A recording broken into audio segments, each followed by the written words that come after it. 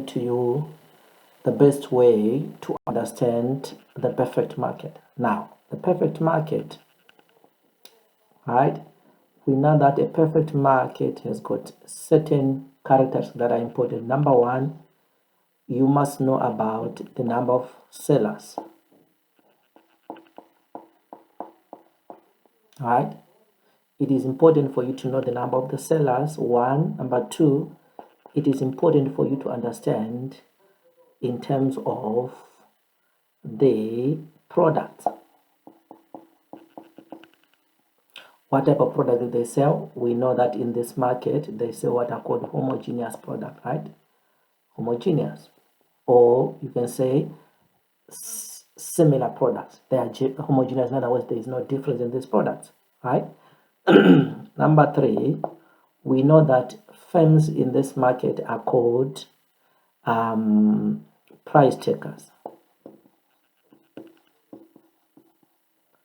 Number four, we know that firms in this market are also going to be making what is called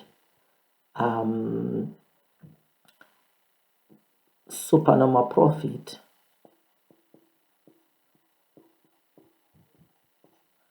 and normal profit, right, depending on the time, right? In the short run, we know that they make what is called supernormal profit. In the long run, they would make what we call normal profit. Why? There will be less firms in the market in the short run, so there is higher profit. In the long run, there are more firms because of what? Our next characteristic, which is barriers to entry. There is less barriers to entry in this market. Or we could say there are no barriers to entry. Now, because of that, it means in the short run, because there are less businesses in the market, this type of market, businesses that are already there or which are starting in this market would make supernormal profit, right? But now, because of that supernormal profit, it's going to attract a lot of businesses that in the long run, that supernormal profit becomes what? Normal profit, because there is now more business what? Entering into the market or venturing into the market. Now, these are the characteristics that you need to remember. By knowing these characteristics, you would be able to draw the curves that are important. Let's start with the first one. Now, we must be able to differentiate between the long run and the short run. Now, let's start with the short run. Okay, I'm going to use a simple one. If I'm going to draw a short run, now in the short run, what is the most important thing that I need to remember? Number one, always when you're drawing a graph, this side represents price or represent cost, right? And then this side represent what? Your quantity. We all know that, right? Now, what is the first thing that I must remember? I know that business in this one are price what? Takers. So if they're price takers, it means their price always is going to be the same as the demand curve. It's going to be the same as what? The average revenue. It is equal to the marginal revenue again. Those are the most important thing. Now, what is the difference now between the short run and the long run? It is what we call the average cost curve. Now, the average cost curve determines the cost per unit, right? Now, the cost per unit will determine how much are you going to make in the profit. So I'm going to draw, first of all, my marginal cost curve, which is always like this. Now, I know that this is where the business are going to maximize profit. Now, if they maximize profit at this point, this becomes my P, my Q.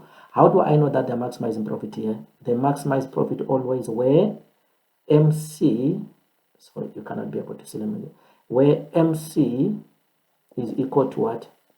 MR. This is the point.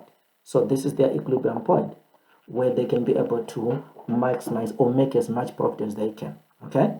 Now, once I have this position, I need to be able to draw or to show the cost. Now, we said in the short run they're going to make supernormal profit. So if they're making supernormal profit, it means my average cost curve must be lower than the price. So I can draw my average cost curve like this. Right? Right? Or I could just change it here a little bit just to make it like this. Right? I could change it just to be like this. Why am I changing?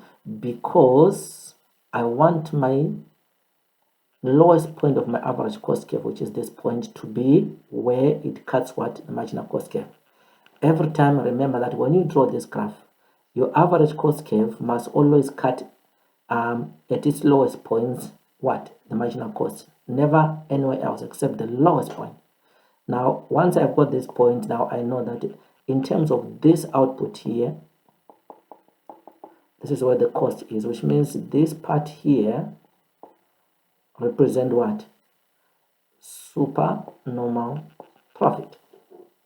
That's in simple terms. Okay. Now, what about in terms of the long run? Now, in terms of the long run, I'm going to use the other side so that I can be able to show you this other side once I've done drawing it. So in the long run, now it's now different. I'm just going to draw something like this. All right. Now, if you check here, what is the most important thing is my price. Price is equal to demand is equals to marginal revenue equals to average revenue. Simple. Now, the next thing is my marginal cost. My marginal cost curve, there it is. So my output is right where these two lines meet. This is my Q, right? Now, where is my average cost going to be? Because that's the one that determines whether I'm making supernormal profit or normal profit.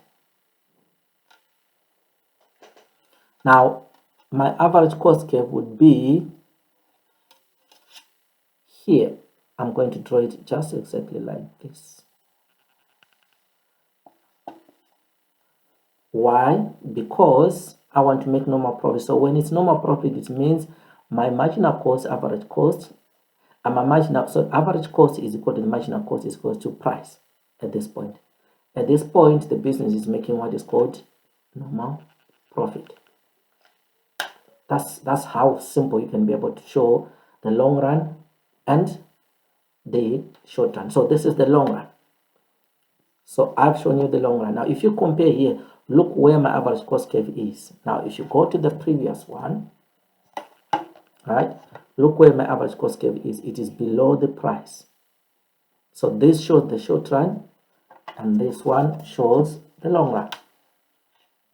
Okay.